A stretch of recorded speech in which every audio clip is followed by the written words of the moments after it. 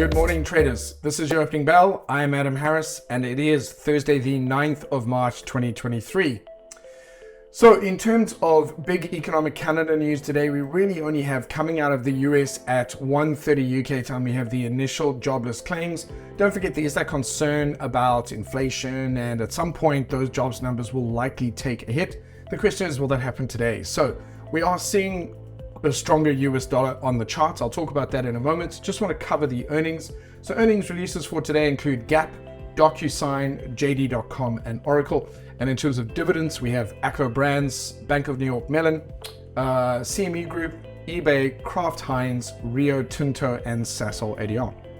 When I have a look at the charts, it's interesting because I spoke about this last week and I feel like a stuck record, but yes, we're seeing that stronger dollar. We could see that pretty much everything across the board is heading lower. We can see Aussie dollar against the US dollar, Euro, GBP, all heading lower. We can see dollar yen pushing up a little bit higher. When we have a look at gold is headed lower, especially silver. Silver's taken a big hit.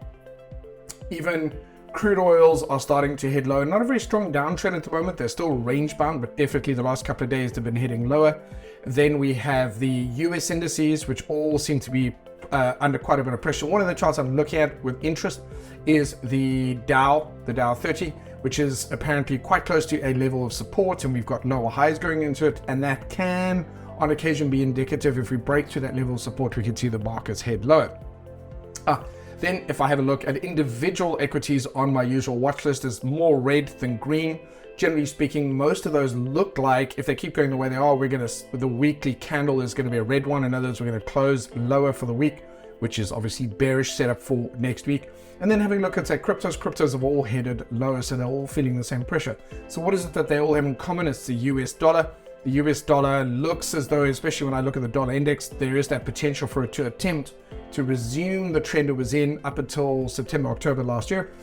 So, some of the global issues we have, inflation, the war in Ukraine, a lot of those things aren't necessarily resolved yet, and could we possibly be seeing we've had a bit of a breather. Maybe we're going to see a move again on that. It's possible. But this week, just looking at this week in isolation, it does appear, certainly for today, that we've got that stronger US dollar. So I'll be looking to see, especially when the US session comes on later, looking and expecting playing at least in line, no matter which asset class I'm looking at, there is a possibility of that dollar strengthening today. It has definitely done it over the week, not necessarily every single day, but it has done it over the week, and we are looking more and more bearish against the dollar. I'll leave you with that, but thank you very much. And don't forget, plan your trades and trade your plan.